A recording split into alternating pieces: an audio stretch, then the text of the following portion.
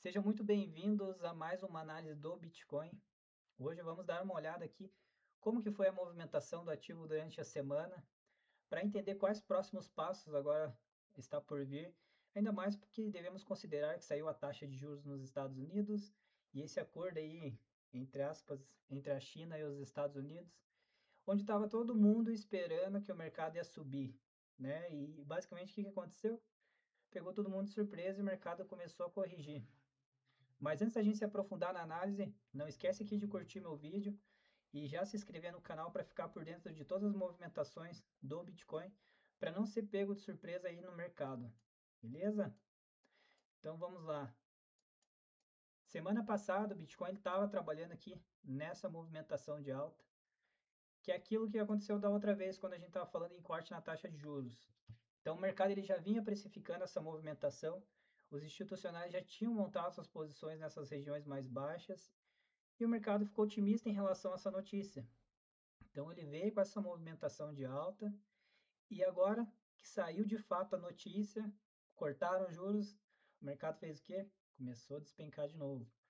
Isso aconteceu da outra vez, onde foi nessa movimentação aqui. Então o mercado ele vinha no movimento de baixo, no dia ali do corte basicamente teve essa impulsão forte de alta, onde o varejo entrou pesado aqui comprando essa informação e o mercado corrigiu para chegar numa região de demanda que a gente já tinha marcado que seria o nosso ponto de entrada aqui.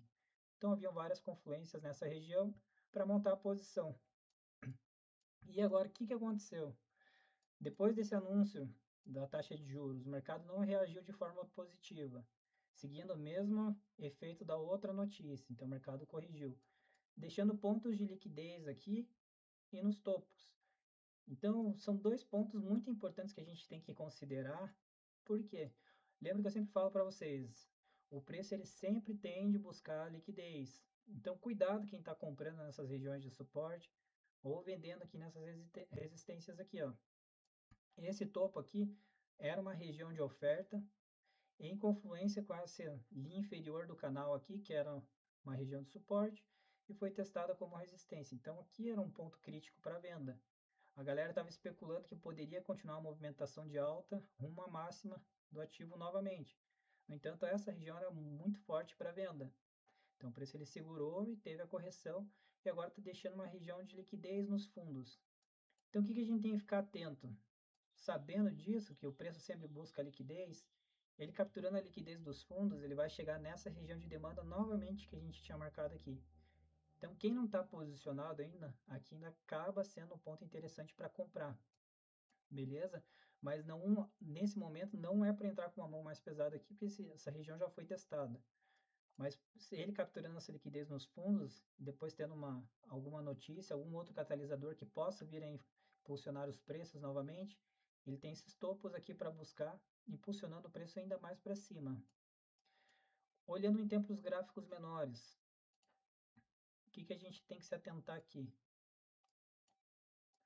Como o viés ainda está baixista, a gente começa a procurar regiões de venda para se posicionar.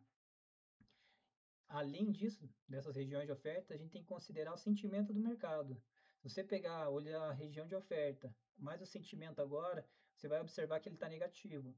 Então, isso favorece ainda mais as nossas entradas na venda. Diferente de você montar uma posição de compra, por exemplo. Sabendo que o mercado está negativo, o pessoal está com medo, você comprar é muito mais difícil da operação desenvolver. Então, o risco acaba sendo maior. Então, quando você alinha uma movimentação baixista com região de oferta para vender com o sentimento do mercado negativo, isso ajuda ainda mais nas operações, fazendo com que elas desenvolvam bem mais. Por exemplo, nessa aqui, o mercado ele testou a região do fundo, deixando essa liquidez ali, trabalhou numa movimentação de alta e fazendo esse canal aqui acumulando. Ele teve uma captura de liquidez chegando na região de oferta aqui e mostrou força vendedora.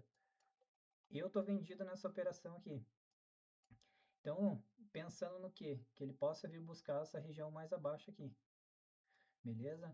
É um trade mais curto, não é para montar posição longa, nada nesse sentido.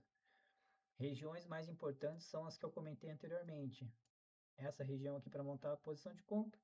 E se em algum momento ele chegar rompendo esses topos aqui para capturar a liquidez, a gente tem toda essa região aqui de venda para ficar de olho para os próximos dias também. Beleza? Então, quem não fez alguma operação de compra agora, não faz, porque não tem nada interessante aqui para comprar. Simplesmente regiões mais interessantes para vender nesse momento, para buscar essa região aqui do macro. Beleza? Então, para essa semana, são essas regiões e movimentações que eu estou esperando e estou de olho. Lembrando que final de semana normalmente tem de ser um mercado mais de baixa, devido à baixa liquidez, então o mercado tende a dar uma corrigida. Isso pode acabar ainda ajudando a gente nessa operação. Então, não é uma operação que talvez segure para hoje somente, vai depender de como ela se desenvolver nessas próximas horas aqui agora.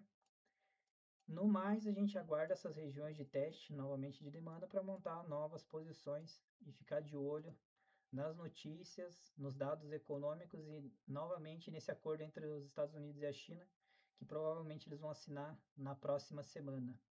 Então a análise de hoje é essa daí. Qualquer dúvida que vocês tiverem, pode deixar aqui nos comentários. E não se esqueçam de curtir o vídeo e se inscrever no canal. Então até semana que vem.